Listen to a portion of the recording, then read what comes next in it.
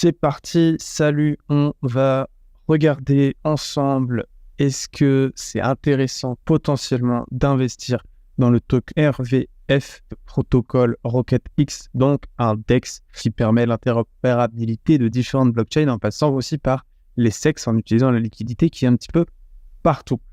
Alors, pourquoi je fais ça là aujourd'hui? C'est parce qu'en fait, je reprends ma ligne ici et je me pose la question, est-ce que je dois holder ce token ou bien est-ce que je dois le vendre? Je vais refaire un point analyse afin de pouvoir prendre une décision en toute clarté et je te dirai à la fin ce que j'ai décidé. Comme tu peux voir, j'ai eu un prix d'achat très élevé et je suis en perte concrètement aujourd'hui dessus. Donc, c'est important pour moi de savoir si le projet avance, si le projet va dans la direction que je pense être la bonne et pourquoi à ce moment-là aussi j'ai pris la décision d'acheter à ce prix-là concrètement. Donc, RocketX, c'est la possibilité d'échanger donc d'une blockchain à une autre. Donc, par exemple, on peut prendre donc n'importe quel réseau. Ils ont 150 blockchains qui soutiennent. Donc, ça amène effectivement beaucoup d'utilité avec tous les tokens qui suivent. Et on pourra, donc, par exemple, prenons le réseau Ethereum. Bon, voilà, il y a plein de réseaux. C'est pas sur du Tron. Et je veux mettre de l'USDT. Donc, voilà. En fait, en une swap, je vais pouvoir le changer. Donc, il faut bien sûr que je me connecte et il faut bien sûr aussi que je mette mon adresse Tron ici. Et en général, les fees sont vraiment minimes, c'est un vrai avantage. Comparé à la solution d'Axelar, qui a été développée par l'équipe d'Axelar, donc Squid, qui fonctionne aussi très bien, en général, c'est moins cher ici et il y a plus de possibilités. Pareil, sur Stargate, c'est souvent moins cher et il y a plus de possibilités aussi. Donc voilà l'outil, voilà ce qu'ils proposent. Leur mission, voilà, ils le disent très clairement, c'est de connecter toutes les blockchains, etc., comme tous les projets interopérables finalement. Donc ça reste très intéressant et c'est quelque chose que moi j'utilise à la base. Et c'est pour ça que je me suis dit, c'est intéressant pour moi d'aller investir peut-être dans tout ça.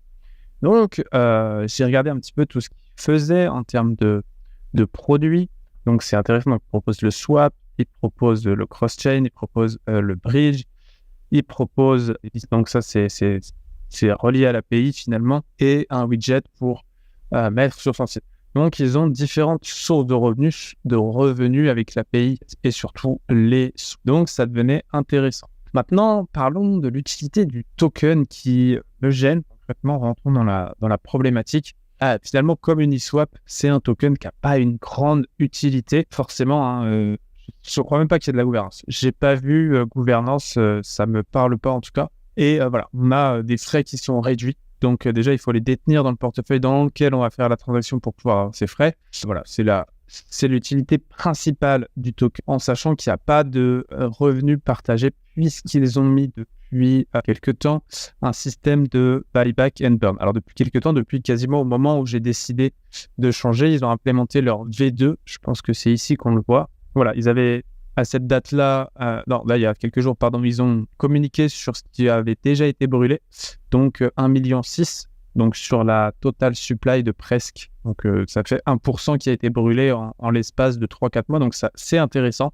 La dilution est entière sur une market cap de 20 millions, donc il suffit entre guillemets d'une petite étincelle pour que le prix prenne. Après, on est d'accord, le token n'a pas une grande utilité, c'est plus sur un côté spéculatif. Néanmoins, ça reste intéressant de se dire qu'ils vont brûler des tokens. Ils répartissent comme ça, donc 30% des fees à la team, en tout cas pour la liquidité, ils disent 70% vont être burn directement, donc des fees. La grosse problématique que j'ai, c'est que quand j'ai investi dedans, j'avais une courbe fournie donc par le site de RocketX lui-même, le lien qui n'existe plus aujourd'hui, qui nous redirige ici, qui nous montrait la croissance qu'il y avait depuis mi-2023 à peu près, et qui était positive en termes de revenus et en termes, alors c'était pas des gros revenus, et en termes d'utilisateurs. Donc là, on n'a plus vraiment cette courbe, et c'était vraiment presque mon unique prise de décision à ce moment-là, de me dire, est-ce que j'investis dedans ou pas? Et cette utilisation m'avait fait prendre une décision dans le sens du oui, j'investis dedans, en sachant que les tokens commençaient à être burn, qu'il y avait un système de buy and burn, et qu'ils ont mis aussi un système de referral, mais c'est pareil, ce système de referral ne me plaît pas du tout, puisqu'en fait, quand on voit le referral, Allez, allons voir ce que c'est. C'est juste ça. Tu gagnes 50% de la commission et tu as 100% des discounts. Bon, ça, c'est à all day, donc ça, c'est quand on a beaucoup, beaucoup.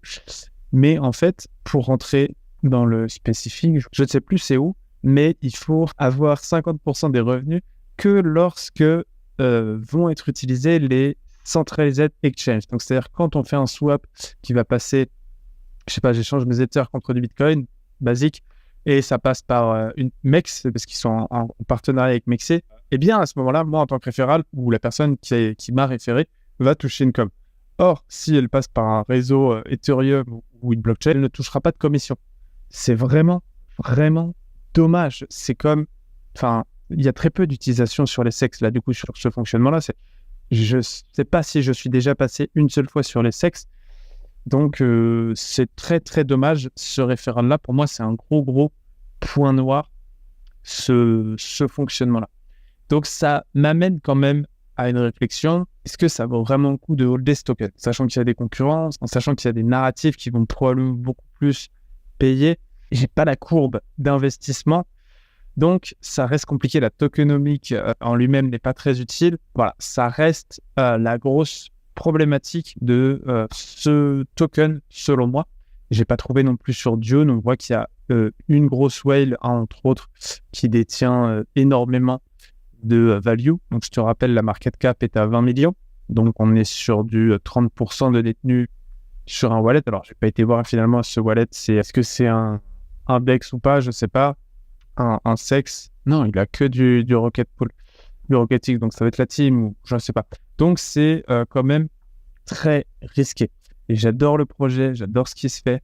Et je sais qu'il faut juste une étincelle pour que le projet décolle et puisse exploser. En sachant que c'est arrivé, il a été assez haut à ce moment-là. Il avait la même offre en circulation. C'est juste que ça s'est divisé par 3 ou 4. Donc, il suffit de peu pour que ça reprenne. Et là, mon objectif va être vraiment plus spéculatif. En sachant que j'ai acheté autour des 0,5, donc très haut, au moment où justement il commençait à... Alors, le marché était en euphorie et eux commençaient à brûler. J'ai trouvé ça intéressant d'acheter à peu près, voilà, cette période-là, je ne sais pas, à 0,5. Donc à peu près vers ici, je pense. Et aujourd'hui, je suis dans la questionnement de est-ce que je vais racheter ou pas. Non, je ne vais pas vendre. Non, je ne vais pas racheter. Je vais garder ce token pour le prochain bull run. Je pense que ça peut performer. C'est du DeFi, c'est du DEX, c'est quelque chose qui existe depuis longtemps. Et je pense très sincèrement qu'avec le buy, back and burn, ça peut faire du bruit. Donc, voici leur roadmap qui est intéressante. Ils avancent en tout cas dans leur projet. Je pense qu'ils pourraient essayer de rajouter un petit peu plus et d'aller chercher, je sais pas, des partenariats, des choses pour vraiment se booster derrière et vraiment exploser au Q1, Q2 2025. Ça serait vraiment cool si en tout cas le marché réagit comme ça. Ça peut être une petite cap qui a des fondamentaux solides. Petit point noir encore, la team n'est pas Dox forcément, mais sur du DeFi. J'ai pas été chercher spécifiquement où est-ce qu'ils en étaient. Et sinon, la communauté, je la trouve active et dynamique. Pareil, j'ai pas fait un gros approfondissement. Mais voilà, mon objectif de vente, je le déterminerai au fur et à mesure selon l'évolution. En tout cas, on va viser un minimum de x5 à x10 sur ce type de token, sur mon prix d'achat, bien sûr. Et non, maintenant, c'est, je pense, réalisable. Bien sûr, ça ne constitue en aucun cas un conseil d'investissement. Je t'invite à faire tes propres recherches, à regarder ce qu'il en est, à regarder les concurrences qu'ils proposent aussi et pouvoir prendre ta propre décision.